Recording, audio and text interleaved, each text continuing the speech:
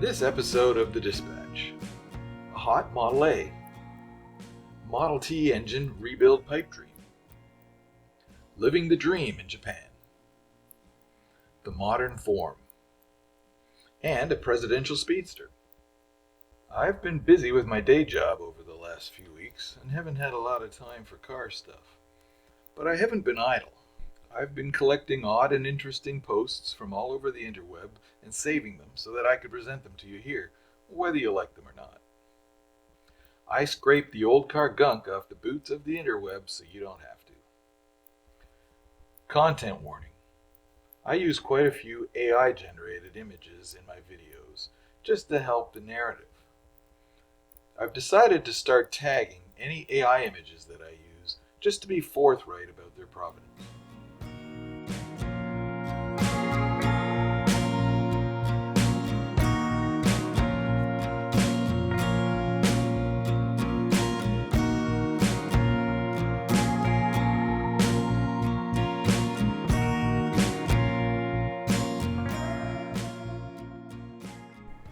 There was some interesting stuff on the InnerTube these past few weeks from enthusiasts that you might not be following.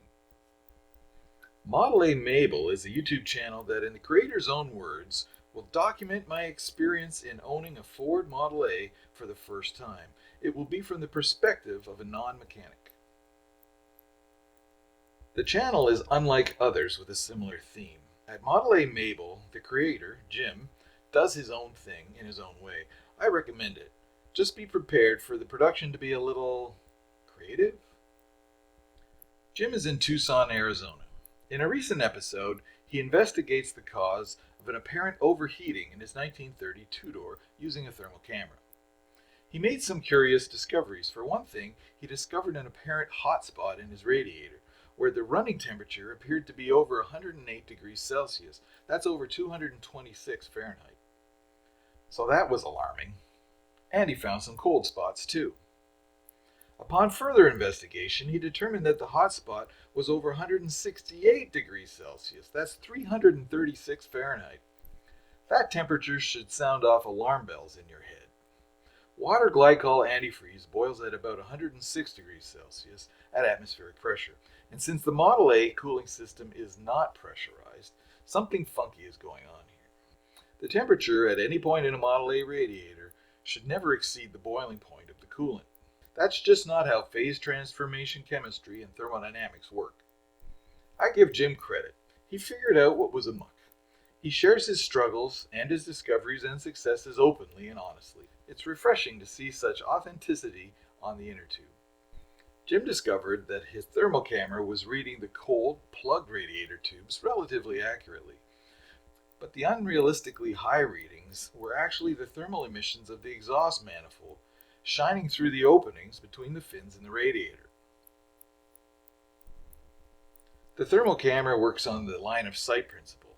So Jim figured it out and started getting more reasonable readings once he angled the camera not to see through the radiator.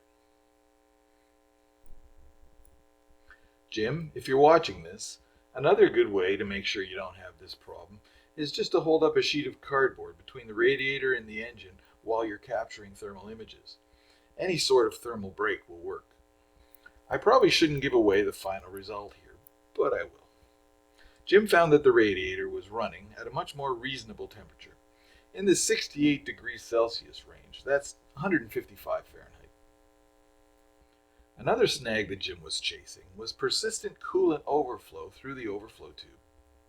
The Model A overflow is much like the Model T radiator overflow, I believe. Other people know much more about this than I, but I think that liquid coolant should never leak out the overflow tube unless the radiator is overfilled, period. Note that coolant does expand slightly when hot, somewhat less than 6%.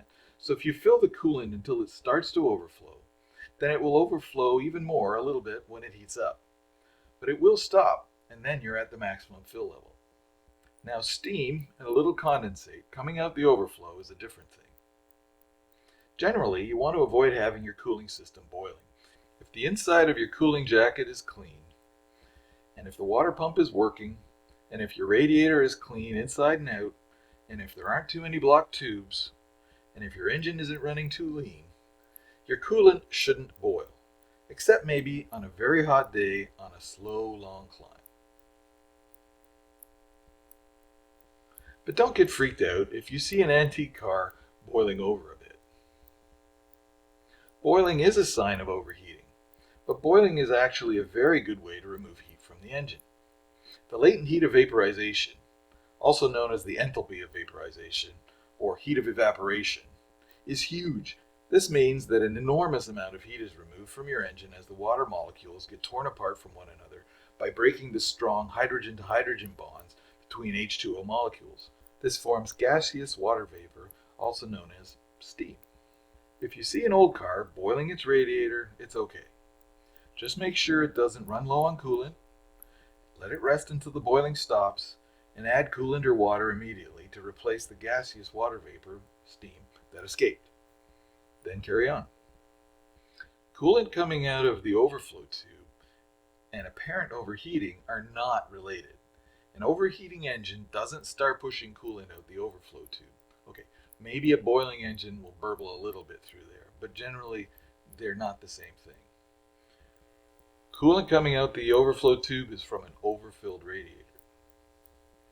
An overheating engine might start to boil or send steam out the overflow tube, but that's a sign of overheating. That's my long-winded commentary on Jim's most excellent video about his thermal analysis and his Model A overheating issue. Check out the thermal analysis video that Jim made, and like and subscribe. And check out his other videos too, they're well worth watching.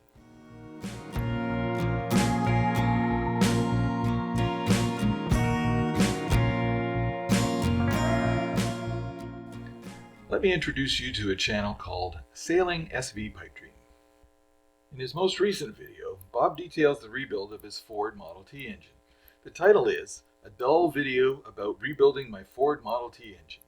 The subtitle is, This will be a long, slow video. You're in Ford Model T country now. Nothing happens fast. Now I have a bone to pick with Bob. He's wrong. Just plain wrong. Now I know I shouldn't say disparaging things about other YouTubers, especially those in the old car space with me, but I feel I must speak out on this. This video is not dull. There, I said it. I have to be honest. This video is not dull. Bob is wrong. It's an excellent walkthrough of a very well done engine build. I've got a 2070 engine that needs this kind of attention. And he even uses Lego to demonstrate camshaft operation. I mean, any man that uses Lego in an old car video deserves our respect. Bob is super creative and a real craftsman. I mean, look at this gorgeous boat tail that he built for his Model T Speedster. Give Bob's channel some love. Like and subscribe.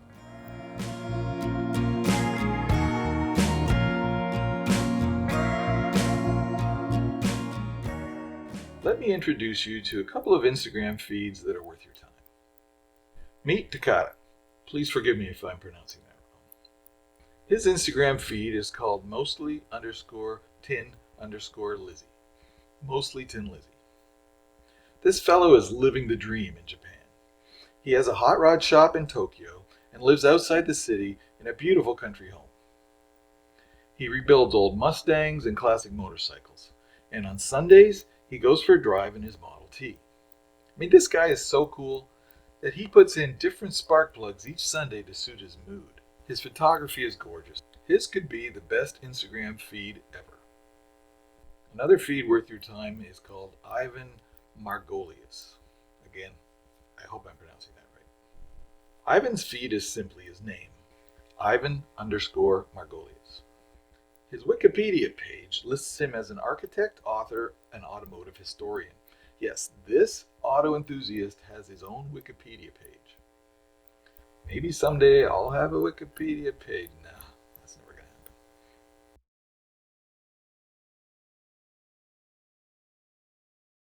His tagline on all his posts is, "Searching for the modern form."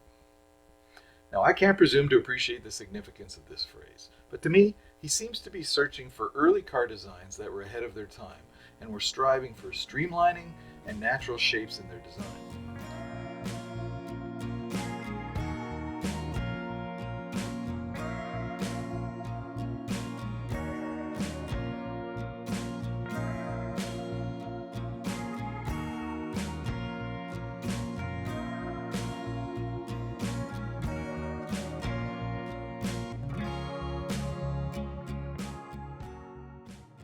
He features any maker model that aspires to this. But he seems to have a particular fascination with Tatra automobiles. And why not? They had a style way ahead of their time.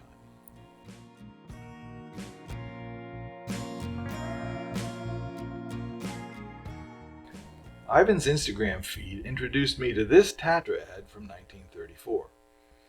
It's probably my favorite car ad ever.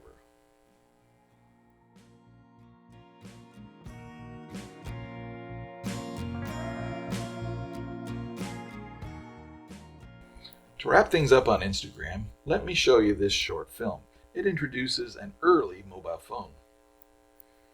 These two ladies are out on the town when they realize they want to call a friend.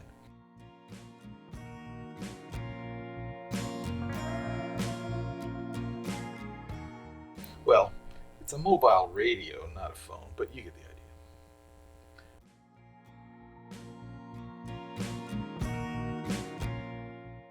I've said it before and I'll say it again. Other than computers, we really haven't invented anything new in the last 100 years.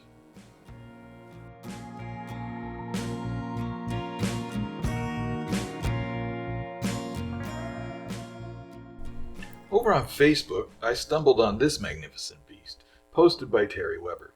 It's a 1923 Lincoln V8 Speedster. Oh my god, it's awesome. Look at it. What a beast.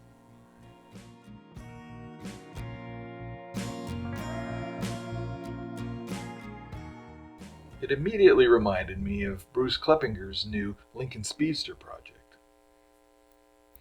Bruce is documenting his Speedster build over on his YouTube channel, Klep's Garage. I can't wait to see what Bruce makes of this project.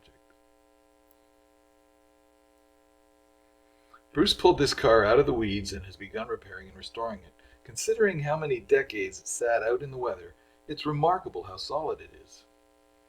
I'm sure you'll want to follow this Lincoln Speedster project closely like I am. It's so cool.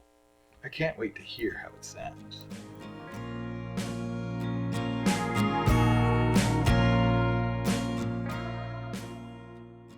My Model T has its front end all apart right now. Just tightening up the steering. It developed a lot of backlash over the years, so I'm investigating that. I'll probably have a video showing my findings and my repairs. I plan to do some driving as the weather improves, so I need the steering to be tightened up. And remember to check out the Flivver Channel merch store. We've got cool stuff like this Old Car Guy t-shirt, Velcro patches, and my handmade brass key tags. Your purchases or donations, if you prefer, go a long way to keep the channel going. Those of you who watch our monthly live streams know that my current camera has taken to glitching out every half hour, and its microphone has failed, so I'm saving for a new one. There are always workarounds, but it will be nice when I have a replacement. Every little bit helps to keep gas in my tank and wind in my tires. That reminds me that I've done all the filming for a How It's Made video featuring the brass etched key tags that I make. I don't know why I went down this rabbit hole this winter. I just saw that it was possible to etch brass DIY, so I had to figure it out. With the filming done, now I've got to write the script, record the talking head segments and voiceover parts, edit and publish. I'll probably get around to it eventually.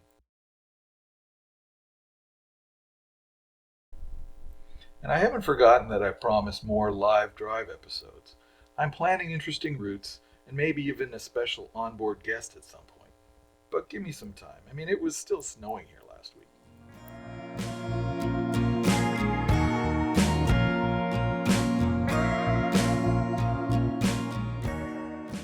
That's a wrap for this edition of The Dispatch. I'm Stephen from Flivver Channel signing off. Good night.